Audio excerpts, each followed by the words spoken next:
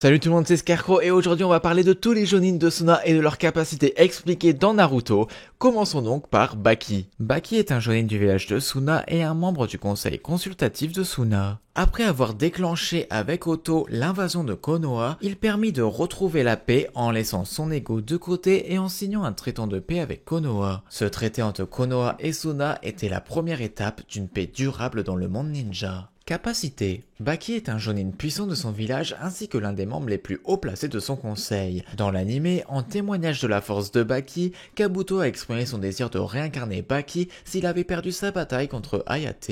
Baki s'est montré très fort et résistant au combat, étant capable de prendre facilement un coup d'épée sur son épaule après que la lame ait traversé une partie de sa veste par balle sans se laisser impressionner et d'empêcher Hayate de retirer son épée d'une seule main. De plus, le fait d'avoir utilisé le taijutsu comme premier coup sur Hayate suggère qu'il a une certaine habilité dans l'art. Dans l'anime, ses compétences en taijutsu ont été approfondies, étant capable de repousser les attaques rapprochées de Hayate pendant une période de temps considérable, forçant finalement Hayate à s'appuyer sur des clones d'ombre pour créer une ouverture, dont deux ont été vaincus par Baki. Il pouvait aussi cracher de la poudre pour distraire son adversaire. Baki peut utiliser le futon et semble être très doué pour cela, créant une lame de vent intangible d'un geste de la main pour trancher facilement ses adversaires. Shio. Shio est une ancienne du village caché du sable ainsi que la grand-mère du renégat Sasori. En raison de ses nombreux talents et de ses nombreux faits d'armes qui firent la gloire du village, elle et son frère furent des figures emblématiques du village connues à présent sous le nom de vieillards retirés. Dans le passé, on sait que sa grande maîtrise de l'art des marionnettes lui permit de prendre seule une forteresse qu'elle fut déjà amenée à combattre des ninjas du clan Uchiwa et l'ancien chef Dame dont elle parvint à percer les secrets du poison de sa salamandre grâce à ses incroyables connaissances en la matière. Elle participa aussi à la seconde grande guerre ninja, durant laquelle elle élabora des nombreux poisons. Cependant, dans le camp adverse, Tsunade de Konoha parvint à chaque fois à la contrer en élaborant des antidotes. Shio donna alors à cet insupportable adversaire le surnom de la princesse limace. C'est visiblement au cours de cette grande guerre que le fils et la belle-fille de Shio trouvèrent la mort tués par Sakumo attaqué. Shio adopta donc son petit-fils Sasori et pour lui faire oublier sa peine, lui inculqua l'art des marionnettes. L'enfant, naturellement doué, créa très vite ses premiers pantins, des marionnettes vivantes faites à l'image de ses propres parents. Le but de l'enfant était de se recréer une famille et de connaître l'affection de ses parents. Mais à l'âge de 15 ans, Sasori déserta le village, abandonnant ses deux marionnettes dont il s'était lassé et sa grand-mère Shio qui ne fut pas capable de le comprendre et lui apporter ce dont il manquait. Peu après le départ de Sasori, le troisième Kazekage disparut mystérieusement, ce qui engendra une grande période de troubles et d'instabilité pour Suna. Lorsque le quatrième Kazekage fut enfin désigné, ce dernier décida de rendre à Suna toute sa puissance en se dotant d'une arme redoutable, un démon à queue, Ichibi, le Shokaku du sable. Il décida de faire sceller le démon dans le corps de son fils Gaara et ordonna à Shio de se charger de cette opération. Bien que réticente, Shio s'exécuta, mais après cela, elle décida avec son frère de se retirer de la vie active de Suna. Elle n'occupa plus alors ses journées qu'à pêcher en compagnie d'Ebiso et à lui faire des mauvaises blagues. Capacité. Comme dit précédemment, Shio était forte dans la manipulation des marionnettes. Elle pouvait accrocher ses fils à un humain comme elle le fit avec Sakura, où elle accrocha ses fils de chakra dans le dos de Sakura pour ainsi la manipuler pour la protéger des attaques de Sasori. Elle pouvait aussi manipuler des pantins comme mère et père, comme on a vu dans le combat contre Sasori, et aussi avait une technique arcane blanc, 10 pantins de Shikamatsu, qui était 10 pantins avec lequel elle s'empara d'une forteresse ennemie. Shio était aussi un ninja médical très compétent, et tout en ayant des compétences en guérison, elle a principalement utilisé ses connaissances médicales en tant qu'experte en poison, ce qui lui permit de créer de puissants poisons qui, dans toute sa vie, n'ont été contrés que par Tsunade. Elle a également créé une technique de réincarnation qui entraînerait sa propre mort si elle était utilisée. Malgré le fait qu'elle préférait utiliser des marionnettes, Shio s'est montrée habile en taijutsu comme on l'a vu lors de sa brève bagarre avec Naruto et son clone. Elle possédait également des connaissances en Fuinjutsu puisque c'est elle qui a scellé le Shokaku dans Gaara et on suppose qu'elle avait une habilité à contrer les Genjutsu vu qu'elle a affronté des membres du clan Uchiwa. Ebiso. Ebiso, appelé grand-père honoré Ebiso par les villageois de Suna, est très vénéré à Suna. Lui et sa sœur aînée, Shio, sont connus sous le nom de frères et sœurs honorés. Bien que l'on sache peu de choses sur ses compétences, il a été déclaré qu'il avait un esprit fort et analytique qui lui a bien servi, ainsi qu'à Suna lors des précédentes guerres shinobi et même dans sa vieillesse. Fugi. Peu avant les examens de Chunin, Fugi rencontra Oichi pour discuter de leur projet de sceller Shukaku dans une théière, Gaara étant le sacrifice nécessaire à cette fin. Il fut impressionné d'apprendre que le garçon avait étudié le pouvoir de Bunpuku. En utilisant du sable préexistant, Fugi était capable de créer une barrière lui permettant d'écraser d'autres barrières actives, comme la barrière de détection, créant ainsi une tempête de sable qui encercle ses adversaires et limite leur vision. Il portait aussi un Tanto, suggérant des compétences en Kenjutsu. Goza, en tant que membre du conseil consultatif, il est très probablement l'un des shinobi les plus sages de Suna. Isago. Isago est très probablement un shinobi très compétent puisqu'il est le bras droit de Baki qui joue un rôle important au sein du conseil consultatif. Joseki. Le village persuadé que Gaara, le Jinchuriki de Shukaku à une queue était un échec, Joseki nota qu'il devait compter sur le développement de nouvelles techniques et le commerce de l'or du 4e pour préserver leur économie de l'effondrement. Après cette annonce, il fit remarquer qu'il devait également s'occuper de Gaara. Maki. Maki était l'élève de Pakura et s'entraînait régulièrement avec elle. Lors d'un de ses entraînements, où les deux s'affrontaient, Pakura constata que Maki progressait considérablement et qu'elle devrait maintenir sa détermination à se venger de Kiri pour avoir tué son père, car cela la rendrait plus forte. Lorsque Pakura fut tué au combat, Maki en fut profondément affectée et, même si le village complotait pour se venger d'Iwa pour l'avoir tué, elle pleura la perte de son sensei sur sa tombe.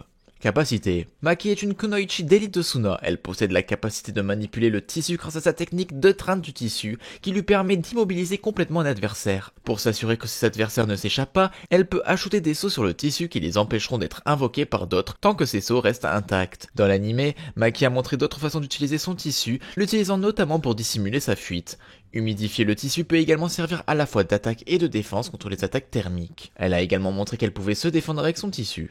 Mukade. Mukade était un jonin de Suna qui a quitté Suna et est devenu un serviteur de Sasori, membre de l'Akatsuki. Bien que son plein potentiel n'ait jamais été démontré, on dit que c'est son talent qui l'a rendu digne de jouer Kisame pour arrêter l'équipe Gai. Otokaze. C'est un jonin de Suna et pas notre info sur lui. Pakura. Pakura était une kunoichi du village caché de Suna. Autrefois considérée comme l'héroïne de Suna sous le mandat du 4e Kazekage, Pakura semble avoir été particulièrement utile à son village lors de la 3e grande guerre ninja. Elle fut toutefois sacrifiée, livrée aux ninjas de Kiri afin de permettre la conclusion d'un accord entre les deux villages. Elle eut pour seul disciple Maki. Capacité. On peut supposer que Pakura était très puissante car Kabuto ne ressuscita que les meilleurs ninjas lors de la 4e grande guerre ninja. Gary du village d'Iwa lui dit également qu'il avait toujours rêvé de l'affronter, ce qui permet d'avoir une idée de sa notoriété et de la crainte qu'elle inspirait hors du village de Suna. Elle possédait un pouvoir héréditaire, le Shakuton, qui est la combinaison des éléments feu et vent. Elle peut créer 4 orbes de feu qui lévitent autour d'elle. Lorsqu'elle attaque un ennemi au corps à corps, une des boules entre dans le corps de son adversaire et sur activation de sa technique, elle évapore toute l'eau présente dans le corps de l'adversaire qui meurt déshydraté et transformé en une sorte de momie. Elle semble également pouvoir projeter ses orbes, ce qui lui permet de combattre à moyenne distance. Reiki. En tant que jonin, Reiki est un shinobi talentueux. On dit qu'il a participé à de nombreuses batailles et qu'il a ainsi pu accumuler beaucoup d'expérience. Ryusa. Ryusa est un aîné de Suna, il sert son village depuis de nombreuses années. Sajo. Sajo est un jonin et membre du conseil de Suna. Satetsu. Satetsu était l'un des nombreux ninjas à parcourir le pays du vent à la recherche du 4e Kazekage. Yura. En tant que ninja de Suna, il a servi pendant 4 ans comme membre de confiance du conseil consultatif du Kazekage. À un moment donné, dans le passé, il est devenu un agent dormant pour Sasori sous l'influence de la technique du sable, manipulation de la mémoire. Lorsque la 5e Hokage et Gaara, récemment nommé 5e Kazekage, se mirent d'accord pour organiser une session anticipée de l'examen Chunin, Yura en exposa les détails au conseil de Suna. Bien que plusieurs membres du conseil aient exprimé leur inquiétude quant à la nomination de Gaara en raison de ses pouvoirs, le regard sévère de Yura mit fin à toute discussion. Plus tard, Yura s'adressa secrètement aux opposants du projet de Gaara d'organiser la seconde partie de l'examen dans le désert des démons, leur suggérant subtilement de se servir de cette occasion pour éliminer Gaara et faire passer sa mort pour un accident. Capacité. En tant que jonin et membre du conseil de Suna, Yura était un shinobi extrêmement puissant. Sasori l'avait choisi comme agent dormant pour une bonne raison, choix qui s'est avéré pleinement justifié lorsque Yura anéantit à lui seul toute la force chargée de garder la porte de Suna, et ce malgré la présence de nombreux old jonin, voire même Donbu. Kankuro.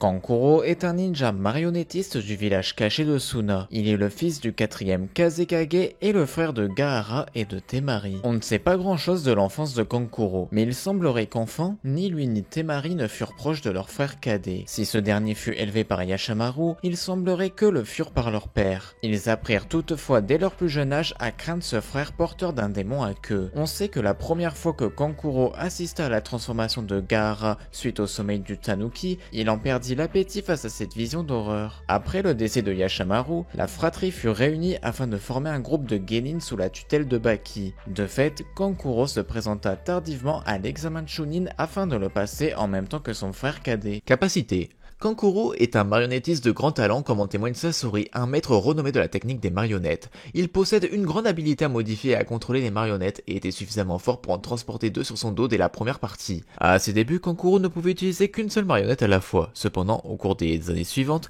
il perfectionna ses compétences de marionnettiste et devint lui-même un maître marionnettiste capable de manœuvrer plusieurs marionnettes simultanément. Il montra également la capacité d'attacher ses fils de chakra pour attraper ses ennemis. Kankuro utilise ce qu'il appelle la technique arcane noire, un nom qui n'est pas sans rappeler la technique arcane blanche de Shio et la technique arcane rouge de Sasori, ces dernières ayant selon lui été surpassées par son propre style. Kankuro pouvait utiliser aussi l'autodestruction de ses marionnettes en cas de dernier recours qui crée une puissante explosion. Les marionnettistes étant des combattants à longue portée, qui comptent sur leurs marionnettes au combat, Kankuro est faible face au combat rapproché. Cependant, il a trouvé de nombreuses façons d'y échapper. Il agit de manière assez trompeuse, échangeant ses places avec ses marionnettes ou en se cachant sous terre. Les marionnettes de Kankuro semblent conçues pour fonctionner ensemble dans une certaine mesure, comme on le voit lorsqu'elles utilisent la technique chambre noire, où Karasu propulse un adversaire dans le torse de Kuwahari. Une fois piégé, Karasu sépare les membres pour révéler plusieurs armes dissimulées qui pénètrent dans les fentes du corps de Kurohari pour empaler l'adversaire.